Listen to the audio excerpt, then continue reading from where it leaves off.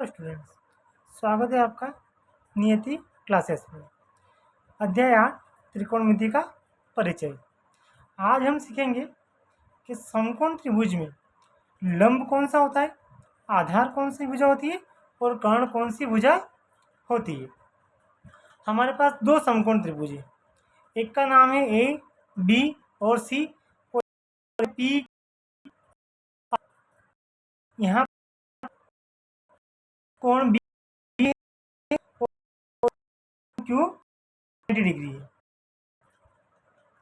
ठीक है, पहले बात करते हैं समकोण त्रिभुज ए सी, जिसमें हमारे पास जो कोण बी है वो क्या है, समकोण है।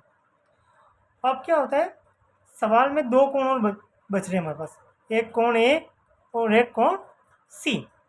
अब हमारे सवाल में कोण कहाँ बन रहा है उसके ऊपर सब कुछ डिपेंड करता है।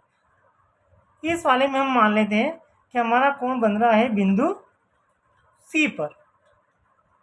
अगर बिंदु सी पर कोण बनता है तो कौन सी भुजा हमारी लंब होगी, कौन सी भुजा आधार होगी और कौन सी भुजा कर्ण होगी। तो पहले शुरुआत करते हैं हम कि हमारा 90 डिग्री का एंगल कहाँ बन रहा है। हमारा 90 डिग्री का एंगल बन रहा है बी पर। तो 90 डिग्री के जो सामने वाली भुजा होती है वो हमारी होती है कर्ण। क्या होती है, कर्ण, जिसे हम के से दर्शाते हैं। अब बात करते हैं लंब और आधार की।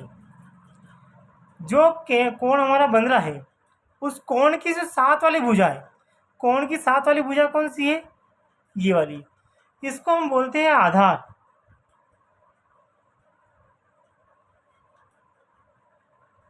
जिसे हम ए से दर्शाते हैं।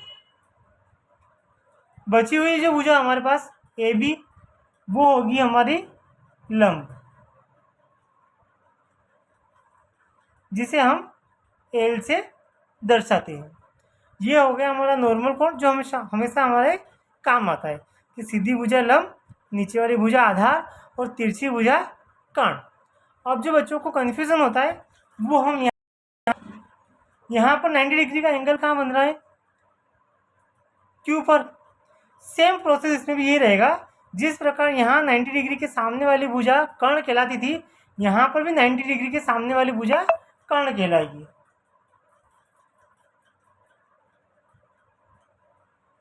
जिसे हम के से प्रदर्शित करते हैं। बस थोड़ा सा कन्फ्यूज़न ये है कि इस वाले डायग्राम में हमारा कोण यहाँ नहीं बन रहा है और बन रहा है बिंदु पी पर। कहाँ बन रहा है, बिंदु पी पर। आगे की प्रोसेस सेम, जहाँ हमारा कोण बनेगा उसके साथ वाली भुजा क्या कहलाएगी, आधार। यहाँ पर हमारा कोण बन रहा है बिंदु पी पर, तो इसके साथ वाली भुजा क्या कहलाएगी, हमारा आधार।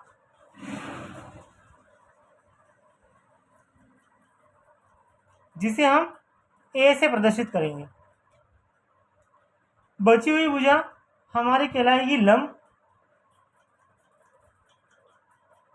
जिसे हम एल से प्रदर्शित करेंगे। बहुत से स्टूडेंट इस प्रकार के डायग्राम में कंफ्यूज होते हैं और 8.1 में इससे जुड़े हुए 2 या 3 प्रश्न हमारे पास सामने आएंगे। एक बार और मैं आपको बता देता हूँ, जहाँ 90 डिग्री का एंगल बन रहा है उसके सामने वाली भुजा हमारी कर्ण कहलाती है। जहाँ हमारा क्वेश्चन में कोण बन रहा है उस भुजा, कोण के साथ जो बनने वाली भुजा है वो हमारा आधार कहलाएगा और बची हुई भुजा हमारी लंब कहलाएगी। अब यहाँ पर कोण बन रहा है बिंदु पी पर, तो ये वाली भुजा हमारा आधार हो गया। और इस वाले डायग्राम में हमारा कोण बन रहा था बिंदु सी पर, तो इस कोण के साथ वाली भुजा हमारा आधार कहलाती है। थैंक्स।